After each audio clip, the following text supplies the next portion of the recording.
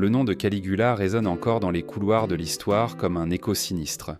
Il ne fut pas un empereur au sens traditionnel, mais un spectre vivant, un cauchemar couronné d'or et de sang. Il entrait dans les salons du palais enveloppé de tuniques de soie, brodées de pierres des précieuses, entouré d'encens, de torches et d'une suite qui le contemplait comme s'il était plus qu'humain. Rome le voyait comme un dieu incarné. Mais sous ce masque brillant, il n'y avait pas de divinité, mais un homme rongé par la luxure, la cruauté et l'obsession. L'Empire, au 1er siècle, vivait un moment de contradiction brutale. Le Colisée n'existait pas encore, mais le spectacle du pouvoir était déjà mis en scène à travers chaque geste impérial. Caligula le comprenait clairement. Le corps n'était pas chair et os, c'était un symbole. Sa peau maquillée, ses vêtements parfumés et son comportement extrême étaient des outils politiques. Il ne cherchait pas le plaisir au sens intime, il cherchait à terroriser, à maintenir l'illusion d'un pouvoir intouchable, voire sacré. Les chroniqueurs postérieurs, comme Suétone, le décrivent avec des touches de folie. Mais derrière chaque anecdote, il y a une logique perverse. Le sexe comme arme de domination. À Rome, la moralité était fragile, mais des limites imposées par la religion, la famille et les coutumes existaient encore. Caligula les a abattues une par une, transformant l'intimité en spectacle public. Sa vie privée est devenue un théâtre d'excès où la frontière entre rituel et orgie, entre foi et perversion se dissolvait. Imaginez-vous marcher dans les couloirs de marbre de son palais, l'air chargé d'épices et de fumée, les ombres dansant sur les murs. Derrière les portes closes, il n'y avait pas de repos, mais des cris étouffés d'un en moment, des murmures de terreur et une chorégraphie de corps utilisés comme des pièces d'un jeu sans règles. Chaque banquet était une cérémonie, chaque geste une déclaration. L'empereur pouvait faire ce qu'il voulait, avec qui il voulait, quand il voulait.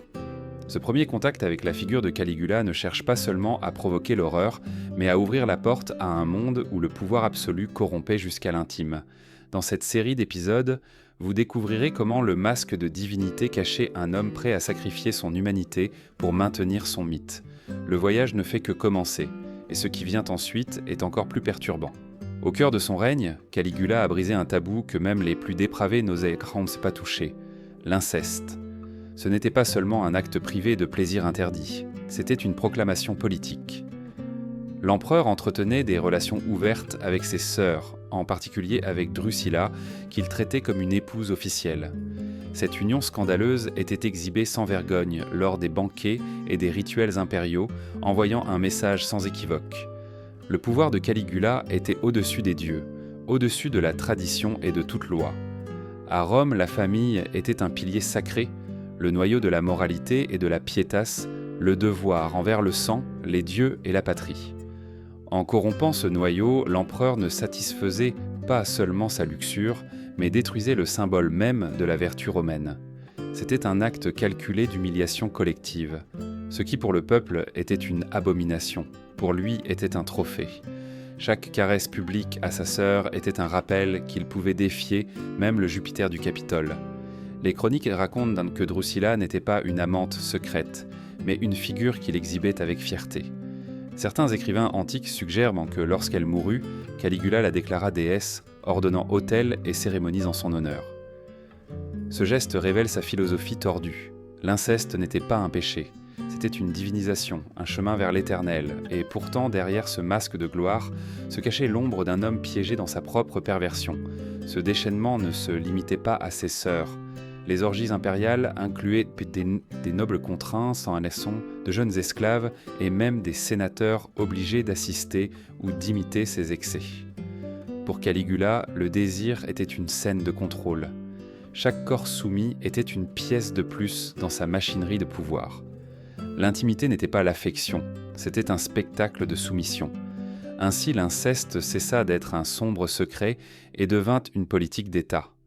Un empereur qui devait protéger les coutumes se transforma en leur destructeur le plus féroce, et le plus perturbant ne fut pas l'acte en soi, mais le silence obligé de tous ceux qui l'entouraient Sam.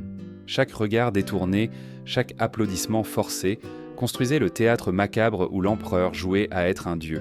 Dans le palais de Caligula, le sexe se transforma en un rituel chargé de symboles religieux. Il ne s'agissait pas simplement d'orgies improvisées, mais de cérémonies conçues pour effacer la frontière entre l'humain et le divin. Ces esclaves oignaient sa peau d'huiles aromatiques, des mélanges de vin et d'herbes aphrodisiaques qui brûlaient dans l'air comme un encens profane. Chaque mouvement était pensé. Ce n'était pas un plaisir charnel, c'était une liturgie de pouvoir. L'empereur croyait qu'en saturant son corps d'arômes sacrés, il le transformait en un temple vivant. Dans la tradition romaine, le numen était la force invisible des dieux, la faveur divine qui pouvait habiter des objets ou des personnes. Caligula tordit ce concept, convaincu que son corps, parfumé et orné, était un réceptacle de ce pouvoir. De cette manière, chaque rencontre sexuelle n'était pas vue comme un excès, mais comme une sorte de sacrifice rituel, un moyen de maintenir l'illusion d'immortalité. Les prêtres impériaux participèrent à ces préparations. Ils se chargeaient y de bénir les mélanges, de réciter des prières pendant que les esclaves le massaient, de s'assurer que tout l'environnement ressemblait plus à un temple qu'à une chambre à coucher. L'empereur lui-même se mouvait avec une lenteur cérémonielle, comme si chaque caresse faisait partie d'un mystère cosmique. Le plaisir passait au second plan. L'essentiel était de démontrer que la morale humaine ne pouvait le lier, que sa chair était déjà au-delà du terrestre. Mais cette théâtralité avait un prix. En intensifiant chaque sensation avec des drogues, en transformant l'intimité en spectacle sacré, Caligula entrait dans un état de dépendance. Son esprit commençait à s'effondrer sous le poids de visions, de délires et d'un vide qu'aucune cérémonie ne pouvait combler. La liturgie du plaisir ne l'élevait pas aux dieux. Elle l'enfonçait de plus en plus dans un abîme de violence et de folie. Le message, cependant, était clair pour Rome. Chaque esclave oint, chaque coupe de vin empoisonnée d'herbes, chaque arôme dense sur les murs du palais servait à rappeler que l'empereur ne partageait pas l'humanité commune. C'était un être à part, intouchable, dont le pouvoir se nourrissait des rites les plus obscurs. Dans les récits les plus perturbants de sa vie apparaît une frontière que très peu d'anciens osaient franchir, la relation avec les animaux. Le cheval incitatus, célèbre par la légende selon laquelle Caligula aurait voulu le nommer consul, était bien plus qu'un symbole d'excentricité. Pour l'empereur, l'animal était une extension de sa divinité. Dans son monde tordu, le contact charnel avec une bête n'était pas une perversion, mais un rite sacré, un pont vers des forces qui échappaient à la morale humaine. Au 1er siècle, certains cultes marginaux liaient la bestialité à l'idée d'absorber l'énergie des dieux. La force d'un taureau, la vitesse d'un cheval, la fertilité d'une jument pouvaient être canalisées vers le corps de l'homme par des pratiques interdites. Caligula adopta cette vision et la transforma en spectacle palatial. Il préparait des cérémonies avec des prêtres, des esclaves et des parfums, où l'animal était traité comme s'il était un être divin qui le purifiait de toute faiblesse humaine.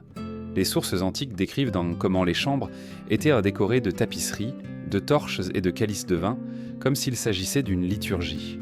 Il n'y avait ni honte, ni secret. C'était un message politique. En se montrant uni à un cheval, Caligula cherchait à prouver que son pouvoir ne connaissait pas de limites. C'était un blasphème délibéré, un défi direct à l'ordre naturel, une manière de faire savoir qu'il était au-dessus même de la création des dieux. Ce rituel malsain ne dégradait pas seulement l'empereur, mais aussi ceux qui l'entouraient. Sénateurs, nobles et serviteurs devaient assister, ou du moins accepter en silence, ce qui, dans tout autre contexte, aurait été considéré comme monstrueux. Dans ce silence forcé résidait la véritable force de l'empereur, transformer l'abominable en norme, l'impensable en spectacle quotidien. Le plus tragique est que ces cérémonies ne le rapprochaient pas du divin, mais le détruisaient de l'intérieur. Chaque excès laissait des traces dans son esprit, dans son corps affaibli, dans les tremblements de ses mains et dans les hallucinations qui le tourmentaient maintenant.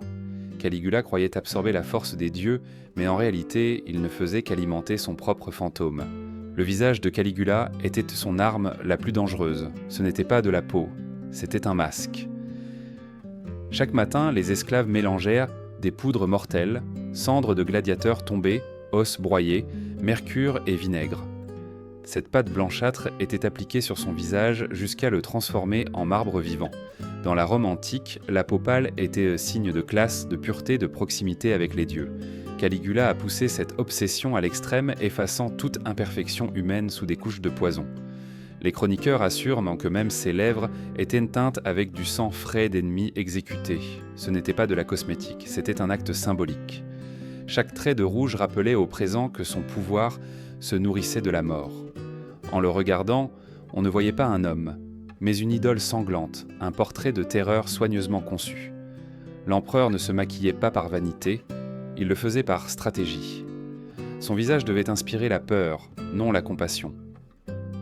Au fil des ans, la vraie peau commença à se décomposer sous les produits chimiques. Ulcères, cicatrices, plaies ouvertes. Mais loin d'abandonner la pratique, Caligula ajoutait des couches plus épaisses, cachant la putréfaction derrière un faux marbre. Les artistes de la cour étaient obligés de le représenter toujours jeune et parfait, copiant des moules officiels et ne montrant jamais son vrai visage. Lors des banquets, il exigeait des torches porées et des ombres pour éviter que la lumière naturelle ne révèle la monstruosité qu'il cachait. Le maquillage l'empoisonnait, mais il le savait et acceptait le prix. Car son visage ne lui appartenait pas. Il était à l'Empire, c'était le miroir de la terreur.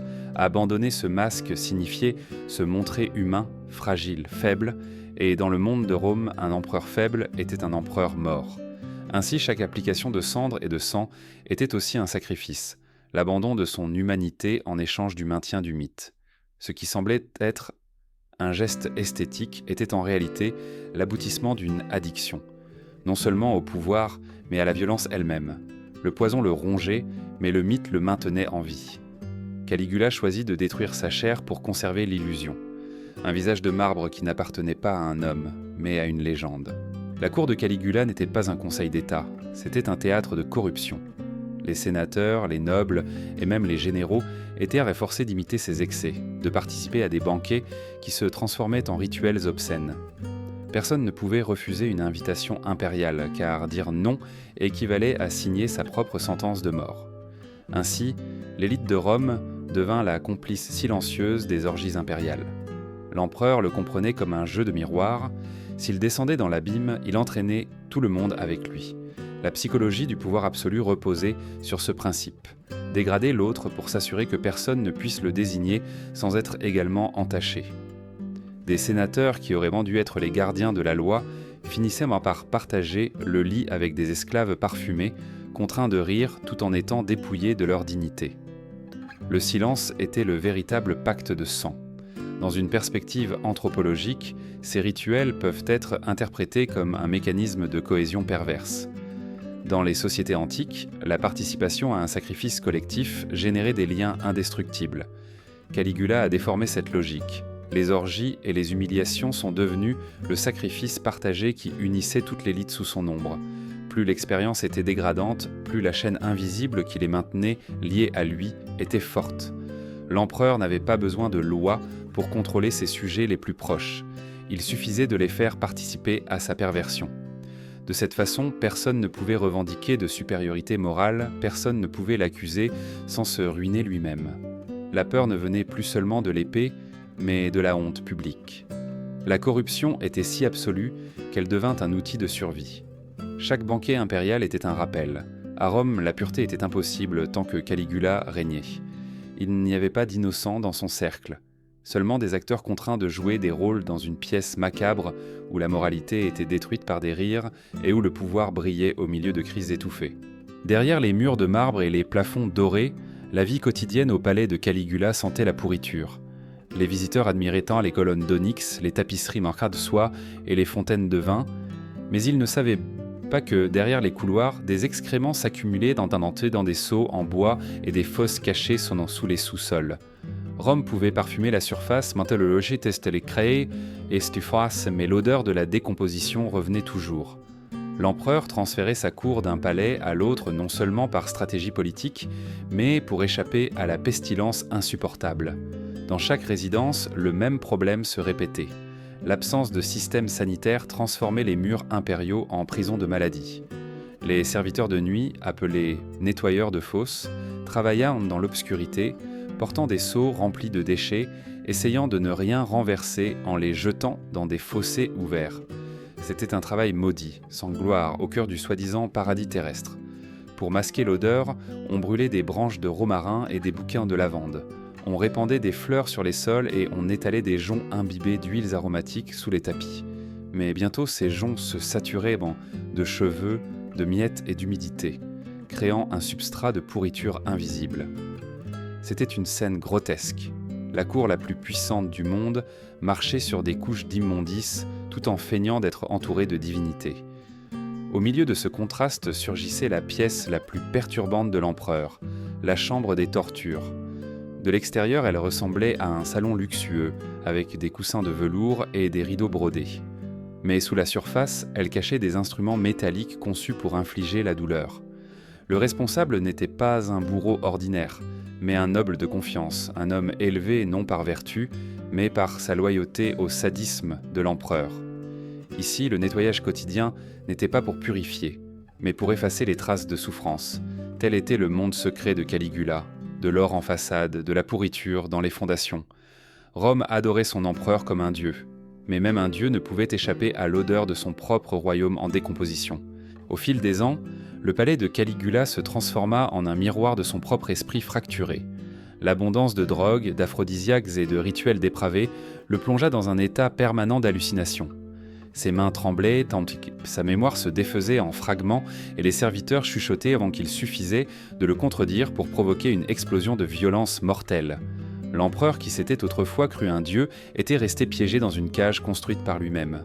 Un des signes les plus inquiétants de cette décadence fut l'interdiction des miroirs dans ses appartements privés. Caligula ne supportait pas de faire face à son propre reflet. L'homme derrière le masque de marbre était trop fragile, trop humain. À la place, il de Dorti. Il ordonnait à un esclave spécial de préparer des victimes en secret, s'assurant que personne ne puisse voir ce qu'il était réellement. Pas même lui-même. La négation de sa propre image devint la dernière frontière de son délire. Les sources antiques racontent que, durant ces dernières années, il portait toujours un bâton phallique parfumé. Ce n'était pas un simple ornement, c'était un sceptre obscène, un rappel vivant de son pouvoir sur tous les présents. En le levant, il n'avait pas besoin de mots. Le message était clair, « Sans quoi je suis l'empereur, je n'appartiens pas à votre monde moral ». Chaque geste devint une réaffirmation désespérée de sa divinité inventée. Mais ce qui semblait grandiose de l'extérieur était en réalité la routine d'un prisonnier. Caligula intensifiait chaque expérience, chaque rite, chaque excès, cherchant à noyer le vide qui le dévorait de l'intérieur. L'addiction à la violence et au pouvoir absolu l'avait consumé et il ne pouvait plus s'arrêter. Chaque jour, il avait besoin d'une nouvelle dose de terreur, d'une nouvelle humiliation publique, d'un nouveau sacrifice pour maintenir l'illusion en vie. Dans ce scénario, l'empereur ne régnait pas sur Rome. Rome était son otage. L'empire entier devint la scène d'une œuvre macabre où le protagoniste, piégé dans sa propre folie, ne distinguait plus entre divinité et destruction.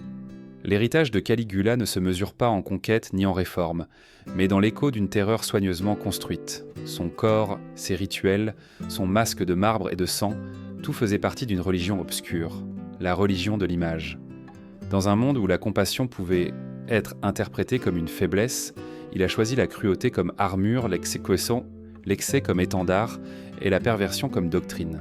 Les Romains européens ne voyaient pas en lui un homme, mais une figure intouchable, un mythe qui se maintenait à force de cris, de parfums et de cadavres.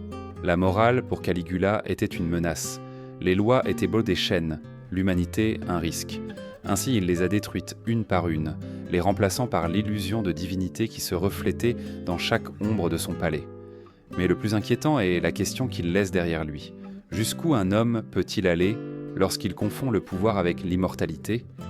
Caligula a sacrifié son âme sur l'autel de l'éternité, devenant une statue vivante de peur et de répugnance. Et bien que son règne ait pris fin, sa figure demeure comme un avertissement éternel. La frontière entre l'humain et le monstrueux se brise lorsque le pouvoir s'élève au-dessus de toute loi et de toute compassion. Dans les ruines de l'Empire, on semble encore entendre son rire, un écho empoisonné qui rappelle que même sous des tuniques d'or et des parfums d'encens, la corruption et la mort ne peuvent pas se cacher éternellement. Le masque se brise et ce qui reste est le visage d'un monstre devenu mythe,